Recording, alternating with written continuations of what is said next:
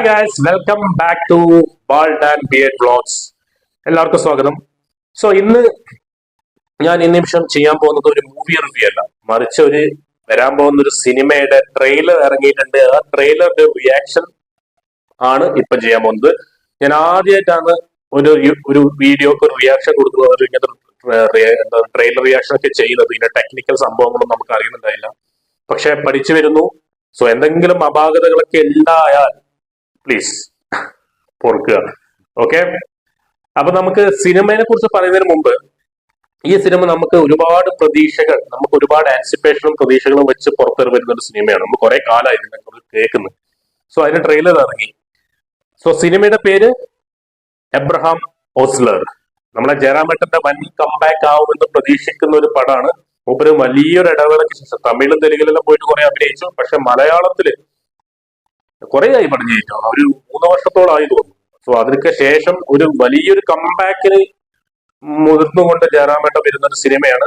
അതുമല്ല, 5-ാം പാതിരയ്ക്ക് ശേഷം Mithul manual Thomas direct ചെയ്യുന്ന ഒരു ത്രില്ലർ സോണറിലുള്ള ഒരു പടം കൂടിയാണ്. അപ്പൊ അറിയാലോ നമുക്ക് 5-ാം പാതിര എങ്ങനെയായിരുന്നു, മിഥുൽ മാനുവൽ തോമസ് ആരാണ്, പിന്നെ ജയറാമേട്ടൻ, പിന്നെ ഇതിൽ നമ്മുടെ മമ്മൂക്ക വരുന്നുണ്ട്. പക്ഷെ ട്രെയിലറിൽ എന്താണെന്ന് കാണിക്കില്ല. പക്ഷെ ഗസ്റ്റ് റോളിൽ മമ്മൂക്കയും കൂടി ഉണ്ട് ഈ സിനിമയിൽ.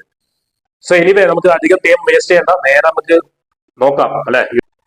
നീ എവിടെയാണ് കറങ്ങി നടക്കുന്നത്? നിനക്ക് എനിക്കൊരു സ്ഥലം തന്നിട്ടില്ലേ? അവിടെ ഇരുന്നാ പോരെ, പറയിപ്പിക്കണ്ട എന്നെ കൊണ്ടൊന്നും. എന്തിനാണ് സാറേ ഇവനൊക്കെ ഇങ്ങനെ കാശ് ചെലവാക്കി ഫുഡ് വാങ്ങി കൊടുക്കുന്നത്?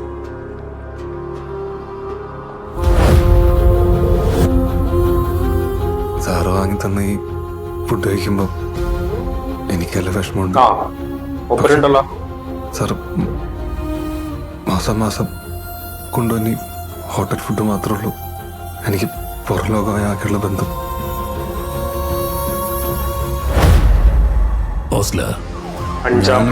എല്ലാം ഒരേ തൂവൽ പക്ഷികളാണോ?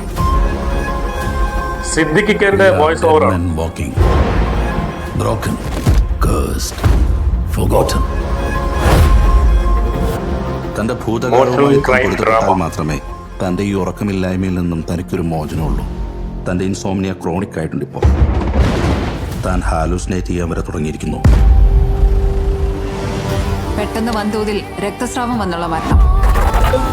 It's a number 11 scalpel, both pointing and piercing. ആൾക്കാരെ നന്നായിട്ട് പേടിപ്പിക്കാറില്ല. ഒരുമാതിരി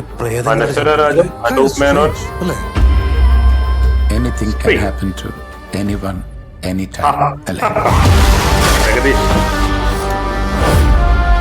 ജീവിച്ചു മതിയായ ഒരു മനുഷ്യനെ നമ്മളിനി എന്ത് പറഞ്ഞ് ഭയപ്പെടുത്താൻ? അയാളുടെ കണ്ണുകളിലുണ്ടല്ല. I think you deserve to know. ദൈവവും പരദീസയുമെല്ലാം എന്നേ കൈവിട്ടവരാണ് നമ്മൾ. നരകങ്ങളുടെ ആഴക്കയങ്ങൾക്ക് പോലും വേണ്ടാത്തവർ. നമ്മുടെ ശാപമോക്ഷത്തിനായി ഒടുക്കം ചെകുത്താൻ തന്നെ നേരിട്ട് ഇറങ്ങിയാലോ ഓസ്ല? അയാളുടെ കയ്യിലുണ്ടെങ്കിലോ ഒരു ഡെവിൾസ് ഓൾട്ടർനേറ്റീവ്. എബ്രഹാം ഓസ്ലർ. ജനുവരി 11 റിലീസ് മക്കളെ. പൊളിക്കും, പൊളിച്ചെടുക്കും. എന്റെ പൊന്നെ, എന്താ പറയാ, മിഥുൽ മാനുവൽ തോമസിന്റെ ഒരടുത്തൊരു വൻ സംഭവം വരുന്നുണ്ട് എന്നുള്ളത് തന്നെയാണ് പ്രതീക്ഷ. പ്രതീക്ഷക്ക് ഒരു കുറവുമില്ല. ജയറാമേട്ടന്റെ ഒരു നരച്ചൊരു സാൾട്ട് ആൻഡ് പെപ്പർ ലുക്ക്. എനിക്കൊന്ന് സിദ്ദിഖിന്റെ വോയിസ് ഓവർ ആണ്, മൂപ്പരെ കാണിക്കുന്നില്ല. മൂപ്പര് ഉണ്ടാവാതിരിക്കാൻ ചാൻസ് ഉണ്ടോ അറിയില്ല. പിന്നെ അനൂപ് മേനോൻ ഉണ്ട്, നമ്മുടെ അനശ്വര രാജനുണ്ട്, ജഗദീഷ് ചേട്ടൻ ഇതിലുണ്ട്. പിന്നെ എനിക്ക് തോന്നുന്നു എന്തോ ഒരു ബാക്ക് സ്റ്റോറി ഒക്കെ എന്തൊക്കെ ഉണ്ട്. ഇതൊരു ഇമോഷണൽ ക്രൈം ത്രില്ലർ, അങ്ങനെ എന്തോ പറഞ്ഞു. ഇമോഷണൽ ക്രൈം ത്രില്ലർ എന്നാ പറഞ്ഞിട്ടുണ്ട്, അല്ലെ എഴുതി കാണിച്ചില്ല.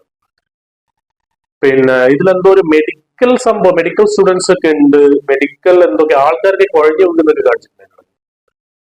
പിന്നെ സീനൊക്കെ നല്ല കറക്റ്റ് പക്ക ത്രില്ലറാണ്. നമുക്ക് ഒരു പിടിയും തന്നിട്ടില്ല എന്താണ് സംഭവം എന്തെങ്കിൽ നമുക്ക് കുറെ ത്രില്ലിങ് സംഭവം ഇട്ട് തന്നിട്ടുണ്ട്.